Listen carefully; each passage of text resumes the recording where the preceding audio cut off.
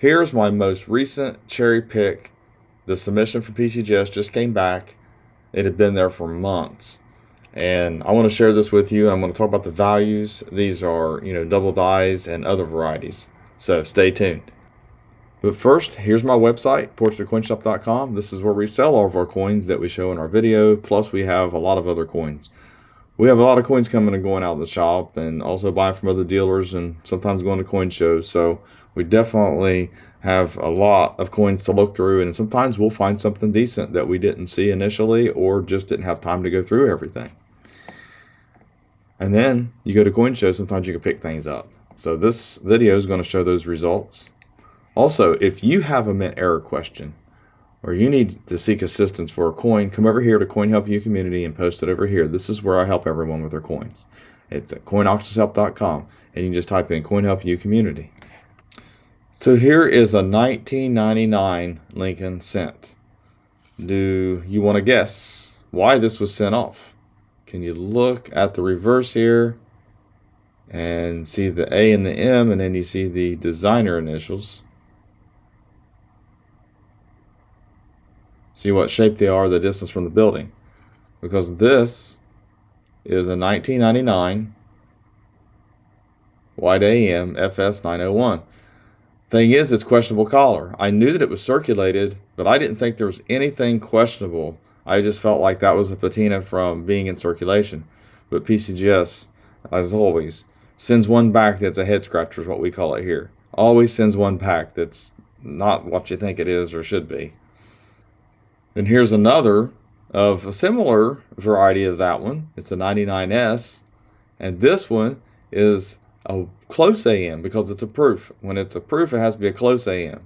So this one here is FS 901, and Dad cherry picked this out of a proof set. We were looking through them there. Now the thing of it is that the U.S. Mint must have got dies mixed up, because that 99 I just showed you that was mint state supposed to be proof reverse. So you can see that it's the normal reverse you would see for a business strike, the designer initials, the distance from the building of the designer initials, as well as the A and the M. So you always want to look at more than one thing on these coins when you're trying to identify the reverse variety. Then this one here came in a really bad holder. I think it was in an old annex holder. And this is one of the more obvious double dies. Obviously 1972, no mint mark, which means it's Philadelphia, so 1972 Philly. And it was graded mint state 65 red brown. And it's the FS 101. It's very important, the 033.3, because there's a lot of different double dies for 72, and you need to pinpoint the exact double die you have to determine the value. It's very important to do your research. Lincoln Cent Resource, Coneca Variety Vista, doubledie.com. Even PCGS, they have price guides with ones they grade, so you want to make sure you check that out. So this is a 2000 and 2008 metal, mint state 64. It's Abigail Adams. It has an Abigail reverse, but it has the Louisa reverse. So they didn't put the Abigail reverse on this one, so it's considered a mule. And it has metallic alignment, and it's a little splotchy, but it's a one we picked up and discovered in one of the packages. Actually, a dealer friend sold that to me. We knew what it was. He said, I don't know what they're going to be worth, what it's going to grade. He said, it all depends. And I said, well, I'll pay this much for it. That's a couple $100. I don't see a PCGS list for it. So this one here is a 1972 AU58 no FG. And no FG, it can't have any remnant of a no FG. It can't have any FG on it whatsoever, So this one I thought was going to be a problem coin. This is the one I thought was going to be a problem coin, not the 99 WAM. As you can see, if we can get as close as we can get, there's not supposed to be anything in that area at all. This is where the designer initials are supposed to be. So if it's missing, the 72D is substantially more valuable than the others.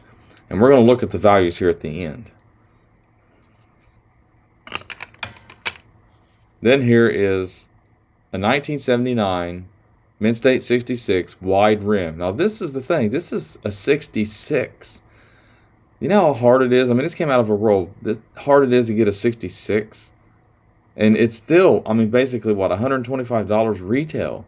So it's not like you're knocking it out of the park, and you have to have your grading fees in it. And I think I've got about 30, almost $40 a coin in these total. So you got to make sure it's worth it. That's how you know if you should send off your mint errors or not, or your varieties. You go over to PCGS, actually your varieties, because PCGS has them listed. It tells you how much they're worth and what grade. You know how much you have in it. You also know what the grading fees are in the shipping. So you really have to consider all of that. I get asked that question a lot. A lot of people want to know if they should send off their coins. Can't really tell you. You know, you have to take that chance yourself. Look up the values. I can't see your coins online unless you post them in the help community, and really can't tell you if you should send them off or not, because as you can see, sometimes even I mess up. Sometimes I even miss things. I think Wolf5 was telling me, he sent me little things, and a little email said, if you own the coin, it's always a point higher grade, but it's not always going to translate that way when you get it back from PCGS or NGC. So, you know, it's kind of true. You want it to be higher. So here's a 72, mint state 63, and this is a type 2 Earth. And the coin is pretty nice. I knew it was decent. I thought maybe 64, but they put 63 on it. And you can see, it looks like it doesn't have any islands. That's how you identify that. It almost looks like it's got a trench. And that's the type 2. And higher grades are worth some money, you know. But we'll cover that here in a second, or a few minutes. 1974, PCGS Mint State 65. I cherry-picked this one out of a mint set. So this one here is pretty obvious too. It's really obvious on the We Trust. If you can see it in the images there, that's where you want to look. That's what they call the PUP, the pickup points. When I'm looking through mint sets, I always look for these. Sometimes I'll buy a bunch of this stuff from dealers, and they don't look. I mean boxes of proof sets of mint sets. And when I look through them, sometimes I'll find something. And this is one of them. And so are all these others. I mean, really most of these I think are pretty much from lots like that. Sometimes I cherry pick other ways, but sometimes you'll miss something in a proof set or whatever. This one here is a PR67 DCAM 72S. It's a double die FS 101. And this one, in God we trust, it's hard to see. It's not as obvious. But this is one of the 5 that I had a video of. I went ahead and sent 3 of them off and got 67 on one of them. And then I got these 2 here, which are PR68 DCAM. The same variety, just a little higher grade on these. But they're really nice coins. I mean, yeah, there's a spot over here. I don't know what that is. Just a little haziness. Sometimes you'll see that on the whole surface of the coin. So overall, though, they're decent looking coins. So then, speaking of values, there's no AU listed, let alone for a problem coin. So 160 a mint state 60. I should be able to swing $50 out of the coin, I would think. 99S, PR69, close AM, $215 retail. Obviously, I'm going to ask less than the retail because a lot of this stuff is, you know, you don't see it sell a lot. Some of them might want it just because. 72, 65, red brown, and like I said, $500. I mean, that's always one that people want. It's a nice coin. The Mule for Abigail, I put 300 to 600. It's probably going to be more like 200 or something like that. And then I have the 72, the No FG, which was AU58. It's worth $425. Talk about a coin to look for. You know, I mean, that's a rare one at 72 No FG, and it can't have it can't have any of the FG on it whatsoever. And sometimes you might still think it's not there, and you won't get the No FG label on there.